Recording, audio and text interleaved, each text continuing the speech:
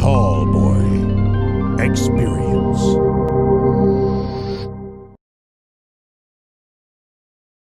If you want the exclusive, you want the tall boy, because he's going to bring you the exclusive.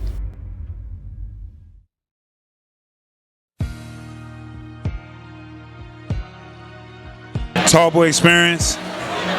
We are at the 595 event with the Made Man Awards, and I'm hanging out with the newly announced candidate for mayor for Atlanta, Mr. Kwanza. How you doing? I'm great, bro. Good to be here, man. Good to be celebrating with all these great brothers, phenomenal brothers who've done outstanding things in a variety of fields. And of course, I'm humbled to just be standing here.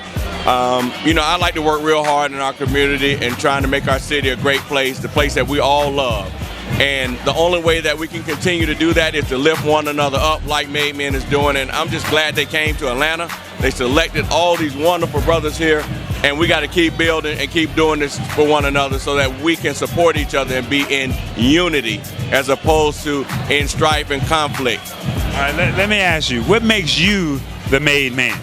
Man, I'm humbled by it. I guess God. That's the only way I'm made. That's it? That's it, man. Now, I'm a little upset with you because you didn't make the announcement. Okay.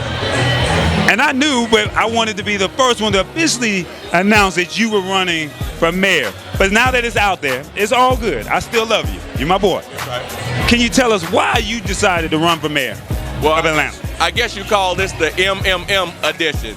Made Man for Mayor. Okay, I'm with it. God is ordaining this. Honest to goodness, my brother. I've been working hard every day, every night to bring our community up from the inside out in the heart of Atlanta. I'm from Southwest Atlanta.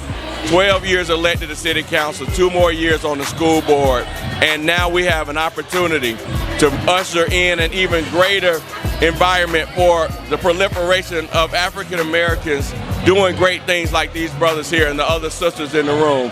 And I believe that I am the person who can take us there. I plan to be everybody's mayor in our city. Atlanta doesn't want necessarily a black mayor or a white mayor. Don't want a gay mayor. It's not looking for even a straight mayor. It's looking for a great mayor. And I'm that person because I've been working hard, and I say that with all humility. I'm working hard to bring our community up, to provide affordable housing, to have transportation options, to support our seniors, to work to make sure our communities are safe, that children have job opportunities when they get to be 16 and 17 and 18, because that's where the rubber meets the road. And we know in our community we lose so many of our young men and women, but especially young boys, to gangs and to other activities that any of us could have been in or were in, right? So we've got to provide a whole new safety net in our community, create a web where all of us are a part of lifting those behind us up and giving them a platform so they can proliferate forward. Now I got to ask you, you win this election, what's your #1 priority that no one's not on that you think that would make Atlanta great? #1 is just lifting up the basic neighborhoods. Atlanta's been great at building buildings, but not as good at building people. And now we've got to focus out of the built environment. We got stadiums and hotels and 22 new cranes in District 2. We got $2 billion in development in Midtown alone. But we've got to focus on people. Cities are for people. And places where you can have a neighborhood and where a small business can thrive. That's what I want to offer the day I start. But I'm going to make sure you're there to get that interview. How about that? Now, I'm with it. Now, I got you on tape now. Right, let's go. Now, one of the big things that I see is they're pushing a lot of us African Americans out of the city and pushing them out, and I think a lot of millennials are moving into the city. What do you say, or what can you do to guarantee that, to make the ones that are from Atlanta stay in Atlanta? Well, I said this yesterday to the Buckhead Coalition. I'm going to implement an aggressive, affordable housing program with non-displacement in its core, but preserving the unique character of our historically African-American neighborhoods. But no one can push you anywhere that you don't want to go. But if the rent, We've got old. So that but if the means rent is too high, that means we got to begin to own.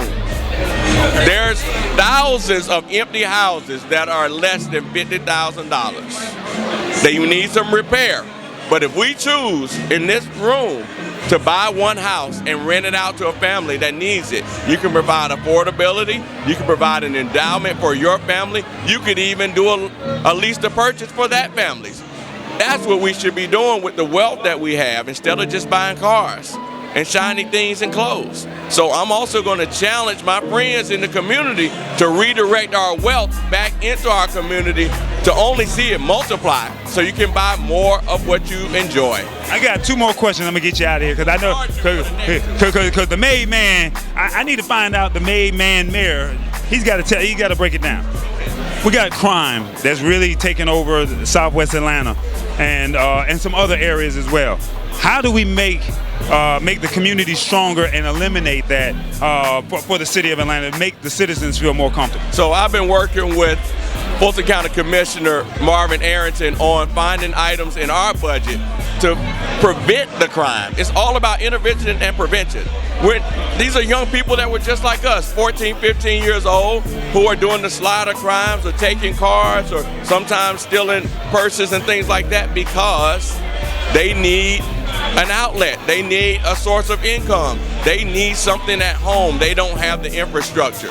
So we've got to provide that. And a lot of that is not going to jail, it's not going to juvenile, it's not being in the criminal justice system. Okay. They need the exact opposite. So that's what I want to do is work with the county, which is our main agency on human services, to provide a new set of services that our young people deserve. I had them when I was growing up. We could go to the gym and really hang out, and we've got our centers of hope, but we got to double down for those who are a little bit older than 12 and 13, because they're the ones 13 to 18. Right. That's when it starts to become a problem. And you need something to do. And if you're not quite old enough to work, or you can't work formally, so we got to figure out a way that they can provide value in this economy so that they don't feel like they got to do crime to stay alive and to support their parents, because sometimes they're taking care of the whole household. All right, now my last question, and we'll get out of the politics thing, but the public safety. Yeah. One of the biggest issues was they felt like they were not being treated fairly.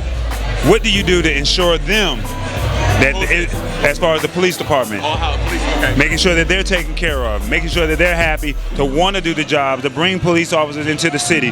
What do you say to that? Well, I mean, what we're doing right now on the west side, in this neighborhood where we're located, is working on a home ownership program for our officers. We got to make it where they can enjoy their lives too, and they feel so comfortable that the city loves them and they have high morale. And we also need to give them training. Many are very young, and they need to learn the de-escalation tactics so that they're not caught up in always violent situations. And especially in this new climate of marching and protests, as well as true terroristic activities that are going on in our society, we got to give them a skill set so they can be preventative still of the problems and not allow them to hurt them or citizens that they're trying to protect. So we got to provide a safe haven for them to feel like the city is allowing them to be the protectors while we also protect their lives and their future. Well, he said he's the made man mayor. I asked him the tough questions, and he did not shy away from any of them. So give the brother a shot. Look into his views. If they want to find out what you're all about, where can they find it? www.kwanzahall.com, but I'm on all social media at Kwanza Hall, KwanzaHall, Twitter, Instagram, Facebook, Snapchat, LinkedIn, wherever you want to connect, I am there. Well, there it is. And just send the brother a direct message. He does respond back. So I congratulate you. I salute you. Good luck in your campaign. And we wish you nothing but success. All right? Made Man Mayor 2017, Kwanza Hall. We'll put a little trademark on that. Made Man Mayor 2017. We winning. We winning. We winning. That's what's up. It's a Tall Boy experience, man. We're gone. Think big. Think tall. Think tall boy. Tall boy.